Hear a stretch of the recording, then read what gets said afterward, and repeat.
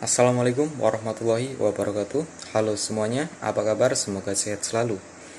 Kami dari kelompok 3 yang beranggotakan sebagai berikut akan menjelaskan tentang logika matematika kualifikasi dan negasinya. Berikut penjelasan kami.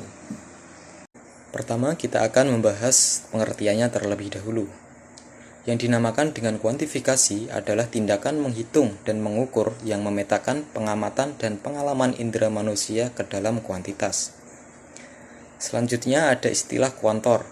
Kalimat kuantor adalah kalimat yang memiliki suatu istilah, yakni untuk menjelaskan berapa banyak anggota yang ada di dalam suatu kalimat, sehingga kita akan lebih relate dengan pernyataan dengan kata semua, seluruh, setiap, ada, maupun beberapa.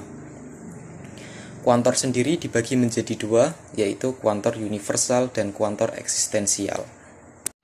Kuantor universal. Kuantor universal menggunakan kata semua untuk setiap, seluruh, dan tanpa terkecuali. Dilambangkan dengan notasi seperti huruf A terbalik. Jika fungsi Px adalah kalimat terbuka pada suatu himpunan, maka dengan menambahkan kuantor umum akan diperoleh pernyataan seperti berikut. Dibaca, untuk semua X anggota S sehingga berlaku fungsi Px.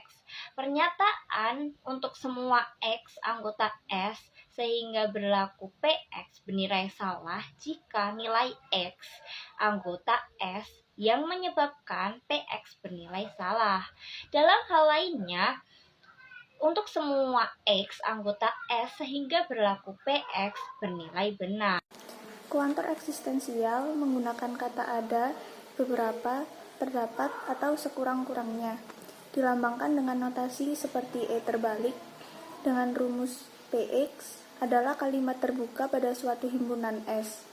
Maka dengan menambahkan kuantor khusus akan diperoleh pernyataan X anggota S sehingga berlaku Px. Pernyataan tersebut bernilai benar jika ada atau terdapat sekurang-kurangnya satu nilai X yang menyebabkan Px bernilai benar. Dan perlu diingat, jika pernyataan memakai kuantor universal, maka digunakan perangkai implikasi. Dan jika pernyataan memakai kuantor eksistensial, maka digunakan perangkai konjungsi. Oke, baik. Yang selanjutnya adalah negasi atau ingkaran dari pernyataan berkuantor.